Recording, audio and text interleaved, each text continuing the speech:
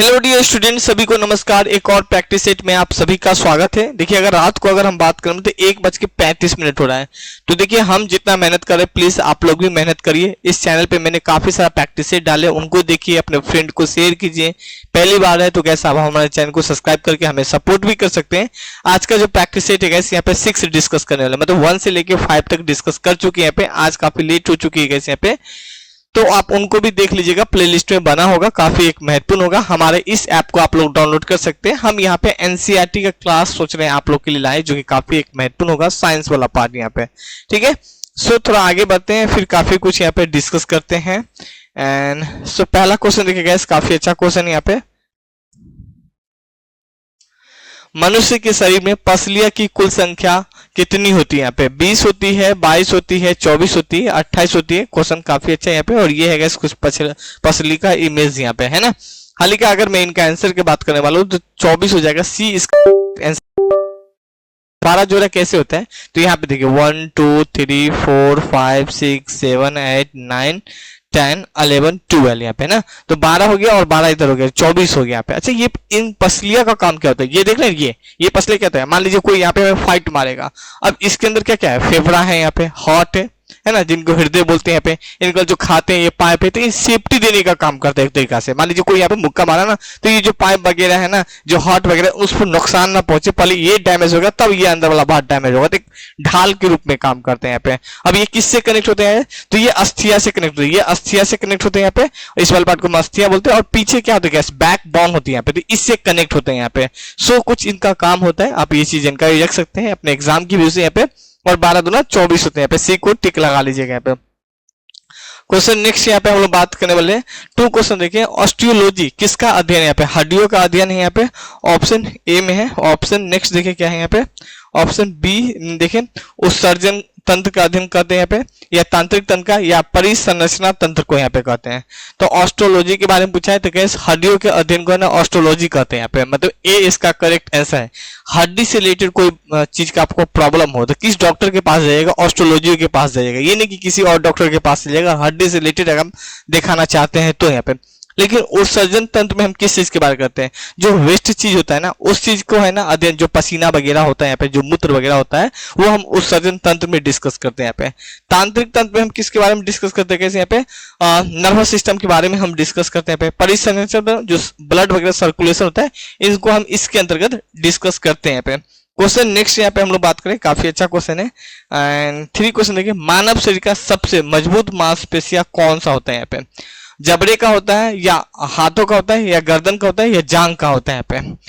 अच्छा, अगर मैं इनका आंसर का बात करने वाला हूँ तो कैसे जबड़े का होता है, जैसे कि आप लोग भी जानते ही होंगे, बहुत ही बेसिक क्वेश्चन है। ए इसका करेक्ट आंसर हो जाएगा। ये है किस जबड़ा वाला पार्ट, यहाँ पे बोलते हैं ना, एक मुक्का मारेंगे जबड़ा तोड़ देंगे यहाँ पे, है ना। तो सेम ये जबड़ा बहुत ही मजबूत होता है यहाँ पे। लेकिन आपको ना ये चीज जानकारी रख सकते हैं यहाँ पे, जो जांग का बात करने वाले हैं, वो सबसे लंबी और सबसे मजबूत भी होती है यहाँ पे हड्डी, है ना, जांग का हड्डी। आगे हम इनके बारे में डिस्कस भी करने वाले हैं यहाँ पे। नाउ गेस क्वेश्चन नेक्स्ट यहाँ पे हम लोग बात करने वाले 4 क्वेश्चन देखें। घुटने की हड्डी को किस नाम से जाना जाता है यहाँ पे? अब देखिए, फिबुला के नाम से जाना जाता है यहाँ पे, या टिबिया के नाम से जाता है, या फेलिजिट के नाम से जाता है, या प्लेटा के नाम से जानता है। तो आंसर क्या है? घुटने की जो हड्डी है ना, इनको हम क्या बोलते हैं? ये देखते हैं, ये प्लेटा के नाम से आता है, मतलब डी करेक्ट आंसर हो जाएगा। अच्छा, ये प्लेटा का काम क्या होता है? एक तरीके से जो मूव वगैरह करते हैं ना, तो ये एक उनको प्रदान करने की कोशिश करता है। ये न रहने, एक देखते हैं यहाँ पे आएगा तो यहाँ पे रुक जाएगा, मतलब मूविंग का एक तरीके से समझ लो, एक तरीके से सेफ्टी का काम करता है, आप ये समझ लो प्लेटा का यहाँ पे। लेकिन आपके फेबुला लिखा है, ये फेबुला क्या है यहाँ पे? तो फेबुला यहाँ पे देख सकते हैं, इस वाले हड्डी को कहते हैं यहाँ पे, जो कि नीचे आपका जो पाँव होता है ना, पाँव का नीचे वाले जो हड्डी है ना, उनको फेबुला कहते हैं। फेबुला भी होता है, टिबिया भी होता है। सबसे बड़ा हड्डी को होता है फीवर होता है यहाँ पे, जांग की हड्डी। अभी जस्ट देखे थे पहले स्थान पे सबसे बड़ा हड्डी, दूसरा यहाँ पे बात करें टिबिया, और तीसरा फेबुला यहाँ पे होता है। तो ये भी एक जानकारी रख सकते हैं, ये तीनों के तीनों पाँव से संबंधित है यहाँ पे। नाउ क्वेश्चन नेक्स्ट यहाँ पे हम लोग बात करें 5 क्वेश्चन देखिए। मानव शरीर का सबसे कठोर पदार्थ कौन सा होता है? बेसिक क्वेश्चन है। नाखून होता है, या दंत धातु होता है यहाँ पे? 1 मिनट गाइस। क्वेश्चन 5 देखिए, मानव शरीर का सबसे कठोर पदार्थ कौन सा होता है? यहाँ पे नाखून होता है, या दंत धातु होता है, या इनेमल होता है, या अस्थिया होता है यहाँ पे? तो ऑप्शन क्या हो जाएगा, सी इसका करेक्ट आंसर हो जाएगा, एनिमल हो जाएगा यहाँ पे। अच्छा ये वाला पार्ट देखना, दांत का जो व्हाइट व्हाइट वाला जो पार्ट होता है यहाँ पे, ये एक सेफ्टी देता है गैस अंदर वाले दांत को, है ना। तो ये काफी एक मजबूत होता है, एनिमल बोलते हैं यहाँ पे। ना इसमें क्या क्या देखने को मिलते हैं, कैल्शियम और फास्फोरस पाए जाते हैं यहाँ पे। तो ये भी एक जानकारी रख सकते हैं यहाँ पे, एक सुरक्षा प्रदान करते हैं यहाँ पे दांतों को। क्वेश्चन नेक्स्ट यहाँ पे हम लोग बात करने वाले हैं गाइस, बहुत ही बेसिक क्वेश्चन है।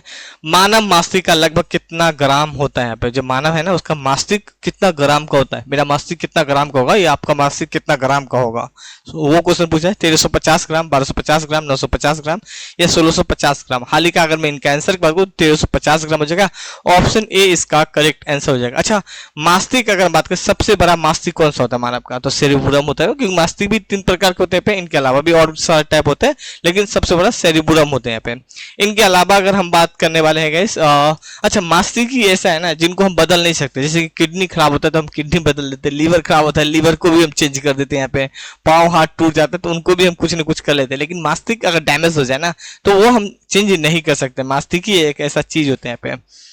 नाउ क्वेश्चन नेक्स्ट देखें यहाँ पे।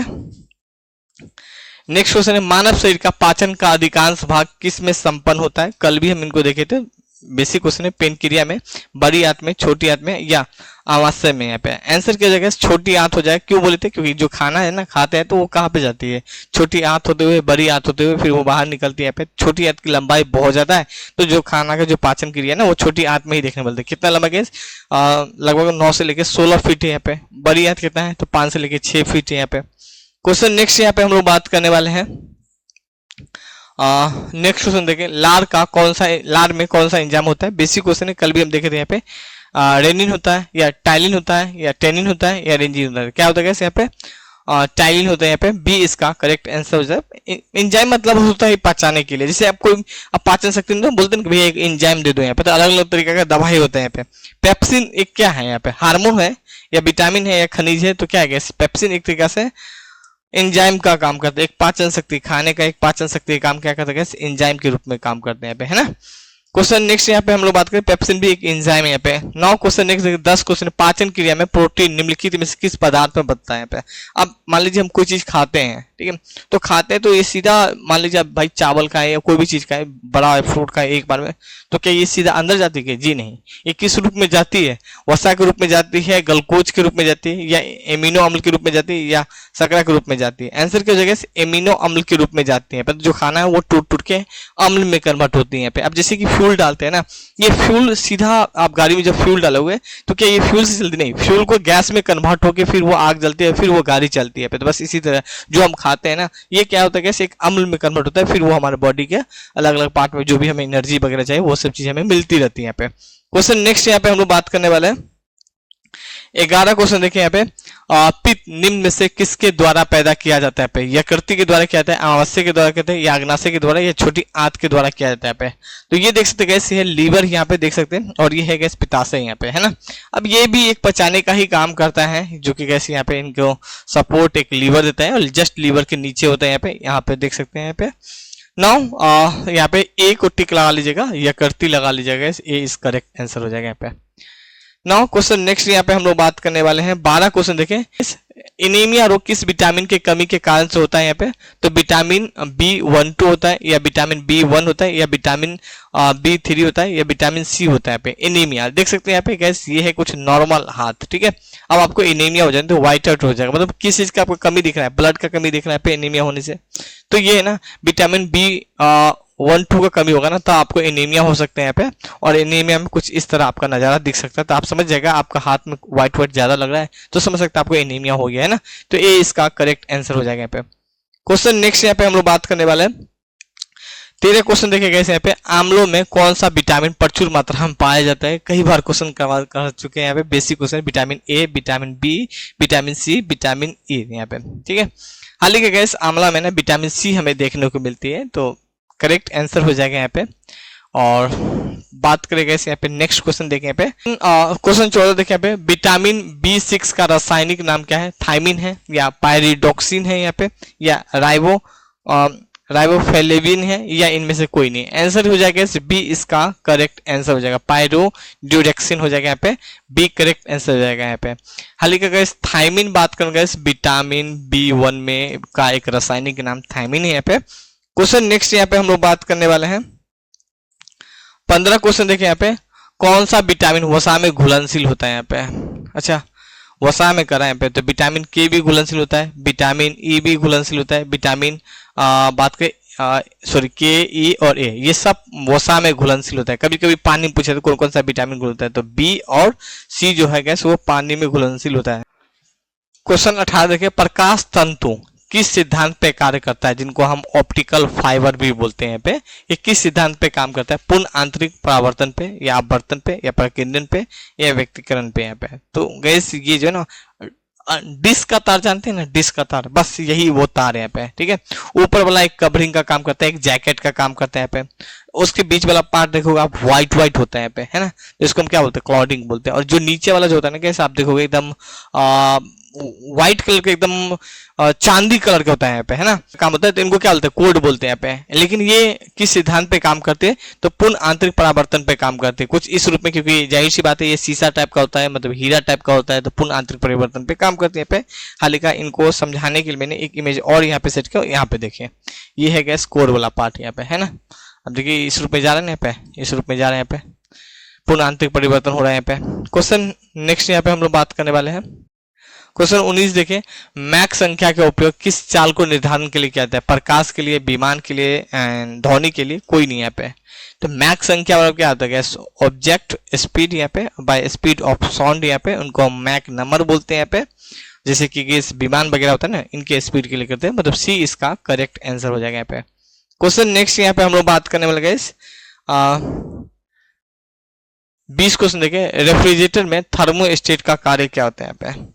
ऑप्शन देखिए यहाँ पे, तापमान को कम करने का काम करता है, या हिमायन ताप को बढ़ाने का काम करता है, एक समान ताप को बनाए रखने का काम करता है, या गलनांक को घटाने का काम करता है। अगर मैं इनका आंसर की बात करूं तो बी इसका करेक्ट आंसर हो जाएगा। थोड़ा सा दिखा दे क्या आपको, एक डायग्राम दिखा दे यहाँ पे।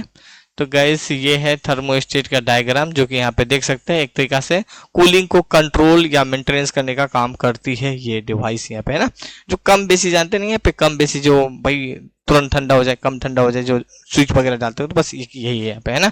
ये वायर कनेक्ट होते हैं। सो कुछ 20 क्वेश्चन था, आई होप आपको अच्छा लगा होगा। हम इसी तरह रोज आप लोग के लेके आते रहते हैं प्रैक्टिस सेट। सो अच्छा लगे हमारे चैनल को सब्सक्राइब करके हमें सपोर्ट भी कर सकते हैं। Thank you, have a nice day.